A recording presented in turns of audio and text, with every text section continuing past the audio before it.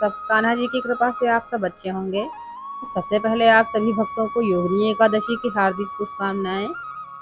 भक्तों, जैसा कि आप सब लोग देख ही रहे हैं, जान ही रहे हैं कि कितनी गर्मी हो रही है। जून का महीना चल रहा है और बहुत ही ज़्यादा गर्मी हो रही है, बारिश हो नहीं रही है।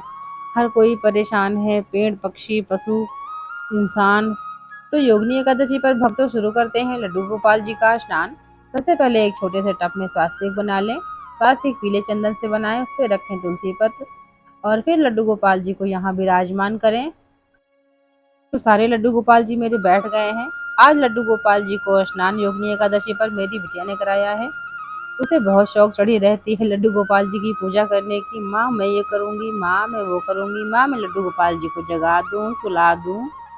तो भक्तों, मैंने लिया है कच्चा दूध। ये गैया का दूध है और ये मेरे घर का ही दूध है। घर पे मेरे गैया है, गैया का दूध है ये, कच्चा दूध, ताज़ा दूध।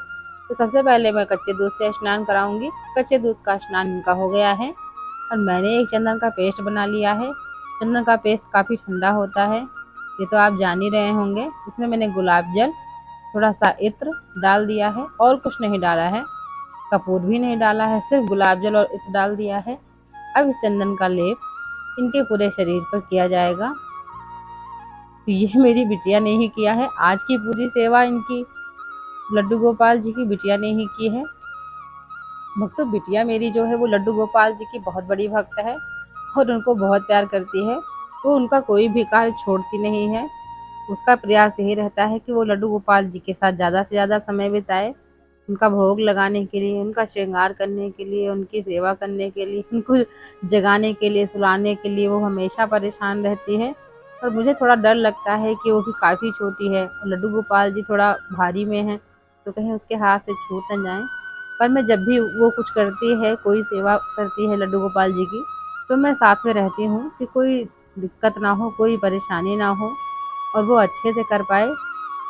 तो उसने ही आज लड्डू गोपाल जी की सेवा की है। आप देख सकते हैं कि कितने प्यार से वो, कितनी लगन से उनकी सेवा में लगी हुई है। तो कहते हैं ना कि बच्चे जो माँ बाप को करता हुआ देखते हैं, जो देख देख कर बड़े होते हैं, वही आचार विचार संस्कार उनके दिमाग में आते हैं और उसी को सोचकर वो आगे बढ़ते हैं।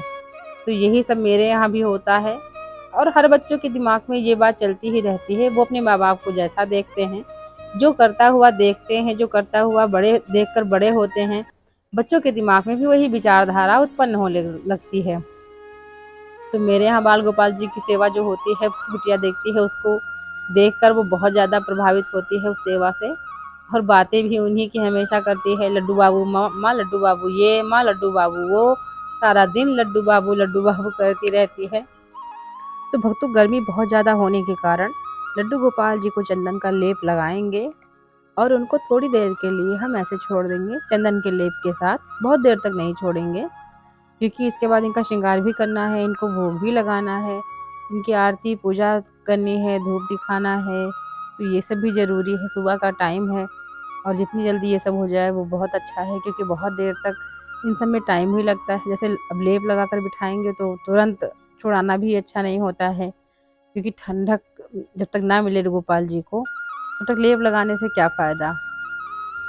तो देखिए बिटिया कितने अच्छे से, कितने प्यार से लगा रही है, कितना ध्यान देकर कि कहीं उनकी आँख में ना लगे लेप चंदन का, इस बात का वो विशेष ध्यान रख रही है। यही सब हमको देखना है कि बच्चे किस तरह से करते हैं, मन से करते हैं, बिना मन से करते हैं, श्रद्धा भाव से करते हैं या दिखावे में करते हैं या शौक में करते हैं। जैसा भी करें अच्छे से करें, मन से करें। और आज हम बच्चों को बताएंगे नहीं अपने धर्म के, अपनी संस्कृति संस्कार के बारे में, तो कल बच्चे बड़े होकर वो जान ही नहीं पाएंगे। यही सब तो अभी से बचपन से हम लोग को बताना है, इनको सिखाना है, दिखाना है। तो भक्तों, जिस प्रकार से हर व्रत का, हर पूजा का अपना एक विशेष महत्व होता है, अपना एक विशेष फल होता है, ठीक उसी प्रकार इस एकादशी का भी अपना एक विशेष फल है, विशेष महत्व है। ये एकादशी जो निर्जला एकादशी के बाद और देवशयनी एकादशी के पहले आती है, उसे ही योगिनी एकादशी कहा जाता है। हिंदू धर्म की मान्यताओं के अनुसार योगिनी एकादशी का व्रत करने से सभी पाप मिट जाते हैं और जीवन में सुख समृद्धि व आनंद की प्राप्ति होती है। तो अगर आप व्रत रह रहे हैं तो अच्छी बात है, नहीं रह पा रहे हैं तो इस दिन क्या कहते हैं कि वो जो चावल होता है, चावल का परहेज करें, चावल घर में बने ना, और फिर जैसे कि ये होता है कि जो तामसिक भोजन है जैसे कि लहसुन प्याज, तो इसका भी परहेज माना गया है कि घर में ये नहीं बनना चाहिए। और ठाकुर जी को तो खैर भोग लगता ही नहीं अनाज का, तो ठाकुर जी को जो भोग लगाएं वो शुद्ध ही लगाएं, जैसे कि फल हुआ, मेवा हुआ। मेवा का इसमें गर्मी बहुत ज़्यादा हो रही है तो प्रयास करें मेवा का भोग ना ही लगाएं। खजूर का लगा सकते हैं या किशमिश का लगा सकते हैं, मिश्री तो खैर रहेगी ही रहेगी इनके भोग में। तो जो सुविधा से आपको मिल जाए इनके भोग में, जैसे कि फल हुआ, या आप वो लगा सकते हैं, जैसे लस्सी का भोग लगा दें, दही का भोग लगा दें, दूध का भोग लगा दें, फल का भोग लगा दें। और घर पे भी बादाम शेक बना दें। बादाम शेक ठंडा भी होता है, मार्केट में मिल जाता है अच्छे से। आप इनको घर की बनी हुई छाछ भी दे सकते हैं, आम का पन्ना भी दे सकते हैं। यही सब चीज़ें हैं भोग लगाने के लिए, तो बहुत सारी चीज़ें हैं जो भी आपको आसानी से मिल जाए, उपलब्ध हो सके। घर पे दूध दही नहीं है तो आप पराग का ले सकते हैं, किसी भी कंपनी का ले लें, क्योंकि कहते हैं ना कि ठाकुर जी तो सिर्फ हमारे भाव के भूखे हैं, हमारे किसी भी भोग की उनको ज़रूरत नहीं। हम जो भोग लगाते हैं वो अपने मन की संतुष्टि के लिए लगाते हैं, और भाव विचार जो मन में होते हैं कि हाँ ठाकुर जी हमारी सेवा से यदि प्रसन्न होंगे तो हमारे भोग से भी प्रसन्न होंगे, हमारे सेवा को स्वीकार करेंगे तो हमारे भोग को भी स्वीकार करेंगे। तो वीडियो में आप लोग देख सकते हैं बिटिया मेरी लड्डू गोपाल जी के साथ कितनी मस्ती कर रही है। उसने उन लोगों को अच्छे से चंदन का लेप कर दिया है, और सबको लेप करने के बाद सबको अच्छे से पानी में बिठा दिया है। अब मेरे गोपाल जी पानी में कम से कम चंदन लेप लगाने के बाद 10 मिनट तक बैठे रहेंगे। 10 मिनट इनको हम पानी में ही छोड़ देंगे, और तब तक ये पानी में खेलेंगे। साथ ही मेरी बिटिया भी इनके साथ खेलेगी और मस्ती करेगी। जब तक लड्डू गोपाल जी पानी में बैठे हुए हैं, तब तक बिटिया ने सोचा कि ठाकुर जी को, जो शालिग्राम जी हैं, उनको भी स्नान करा दिया जाए। क्योंकि इसमें मैंने साथ में लड्डू गोपाल जी के साथ इनको नहीं बिठाया था, क्योंकि पानी भरना था तो पानी में वो डूब जाते, इसलिए उनको बाद में स्नान कराया गया है। तो ठाकुर जी को, जो शालिग्राम जी हैं, उनको बिटिया ने स्नान करा दिया है।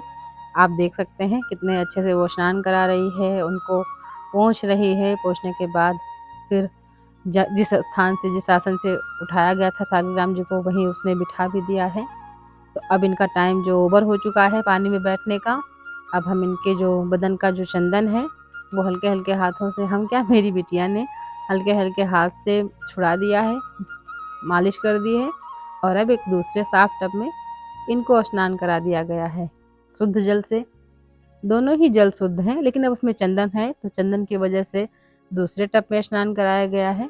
तो पहले चंदन को अच्छे से शरीर पे मालिश करके छुड़ा दिया गया है, उसके बाद साफ जल से फिर स्नान कराया जाएगा। इसी प्रकार सारे गोपाल जी को स्नान करा दिया जाएगा और उनके चंदन को छुड़ाया जाएगा। चंदन या शरीर में थोड़ा बहुत लगा भी रह जाता है तो इससे कोई वो बात नहीं है कि हाँ नहीं सारा छुड़ा ही देना है, क्योंकि वो कोई गंदगी थोड़ी ना है कि हाँ नहीं छुड़ा ही दो, छुड़ा ही दो। जो छूट गया सो ठीक है, जो नहीं छूटा वो धीरे धीरे स्नान करने से छूट जाएगा। तो इसमें कोई ज़रूरी नहीं कि आप पूरा चंदन छुड़ाएं तभी सही है।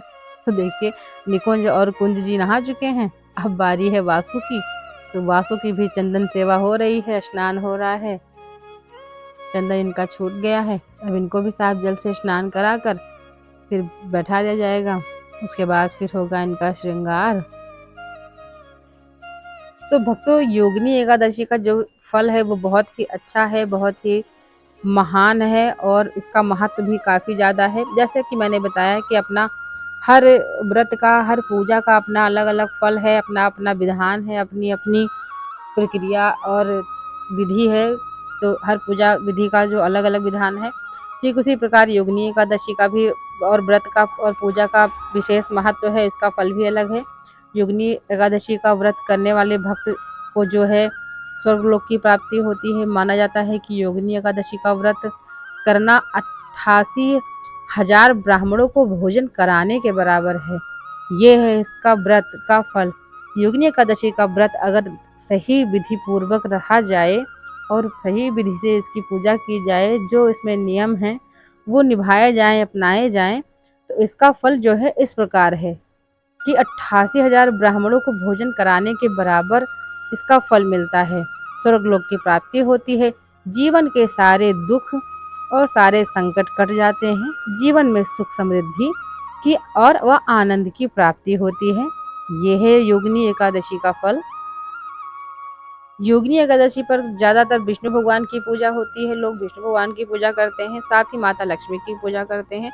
आप गोपाल जी की भी पूजा कर सकते हैं, क्योंकि गोपाल जी तो विष्णु भगवान जी के ही रूप हैं, उन्हीं के अवतार हैं। ये तो हम सभी जानते हैं। तो ऐसा नहीं है कि आप गोपाल जी की पूजा नहीं कर सकते हैं, आप विष्णु भगवान की पूजा करिए, साथ ही गोपाल जी की पूजा करिए। पर इस बात का विशेष ध्यान रखें कि विष्णु भगवान जी के साथ-साथ आप माता लक्ष्मी की भी पूजा करें, क्योंकि जहाँ पति हैं वहीं पत्नी हैं, जहाँ नर हैं वहीं नारायण हैं।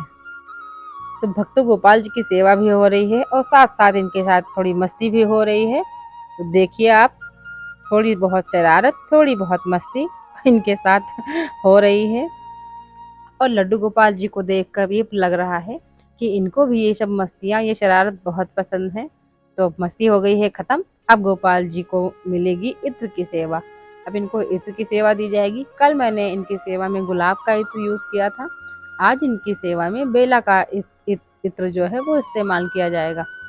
तो वीडियो को मैंने थोड़ा फास्ट कर दिया है, क्योंकि बिटिया ने इनकी सेवा बहुत ही आराम से, बहुत ही धीरे-धीरे की है। तो अगर मैं पूरा वीडियो लेती तो बहुत ही ज़्यादा लंबी वीडियो हो जाती, इसलिए मैंने बीच-बीच में थोड़ा-थोड़ा काट भी दिया है और थोड़ा फास्ट भी कर दिया है। तो सभी गोपाल जी को स्नान कराने के बाद फिर उनको इत्र की सेवा देते हैं। तो अब जैसे कि गर्मी है, तो गर्मी में इत्र भी काफ़ी ठंडा होता है। इत्र लगाने से इनके शरीर को जो ठंडक प्रदान होती है, इसीलिए हम इनको इत्र की सेवा देते हैं। सभी गोपाल जी को इत्र लग जाएगा। तो गोपाल जी, बिहारी जी, कुंज जी और निकुंज को तो लग ही गया है। अब लास्ट में बचे वासु, इनको भी इत्र सेवा हो रही है इनकी भी। अब इनकी इत्र सेवा हो गई है। अब सारे गोपाल जी को ये देखिए बेबी पाउडर, ये हिमालय बेबी पाउडर है। अब सारे गोपाल जी को पाउडर की सेवा दी जाएगी। कितना इनका वो हो रहा है, इनकी सेवा आप देखिए, कितनी इनकी सेवा हो रही है, कितना प्यार, कितना दुलार। भक्त तो यही सब है जो हमें परम आनंद की अनुभूति कराता है और हमें ईश्वर के और करीब पहुंचाता है। इन सब माध्यम से हमें लगता है कि हम ईश्वर के काफ़ी करीब आ गए हैं और हमारे जो मन के विचार हैं वो कहीं न कहीं कान्हा जी उनके उनके ही वो हैं जो हमारे मन में ऐसे विचार आते हैं। तो आप देख सकते हैं कैसी सेवा चल रही है इस समय कान्हा जी के साथ गर्मियों में। ये आए दिन की यही सेवा है इनकी। बच्चों को भी तो यही सब अच्छा लगता है कि कोई उनको प्यार करे, दुलार करे, उनके साथ मस्ती करे, उनके साथ खेले। तो गोपाल जी अब जितना ज़्यादा बच्चों से प्रभावित होते हैं, शायद बड़ों से कम हो, क्योंकि बच्चे भी छोटे होते हैं और गोपाल जी का बाल रूप जो है वो बचपन का ही है, तो वो भी छोटे ही होते हैं। तो लड्डू गोपाल जी का स्नान हो गया, चंदन सेवा हो गई, इत्र सेवा हो गई, पाउडर सेवा हो गई, वस्त्र भी अब इनको पहना दिए जाएंगे, इनका श्रृंगार भी कर दिया जाएगा और इनके साथ मस्ती भी हो गई। भक्त तो कहते हैं ना कि पूजा जप तप नियम आधारा, नहीं जानत कछु दास तुम्हारा। तो हम तो मूर्ख हैं, हमें तो कुछ पता ही नहीं है प्रभु आपकी सेवा कैसे करनी है। बस जो विचार मन में आते हैं आपके सेवा के प्रति, वही हम करते हैं। तो भक्तों, भगवान जी का सब कुछ श्रृंगार हो गया, कपड़े पहन लिए, माला मुकुट इनका धारण हो गया और इनको भोग भी लग गया। तो आप दर्शन कर सकते हैं भक्तों लड्डू गोपाल जी का। तो वीडियो को हम करते हैं यहीं पर एंड और लड्डू गोपाल जी का ये वीडियो, ये सेवा आपको कैसी लगी हमें कमेंट बॉक्स में ज़रूर बताइए। फ्रेंड्स, वीडियो अच्छी लगे तो वीडियो को लाइक करें, चैनल पर नए हैं तो चैनल को सब्सक्राइब करें, कमेंट में जय श्री कृष्णा राधे राधे जरूर लिखें। मिलते हैं एक नई वीडियो के साथ, तब तक अपना ध्यान रखें। कान्हा जी की कृपा आप सभी भक्तों पर सदैव बनी रहे। जय श्री कृष्णा राधे राधे।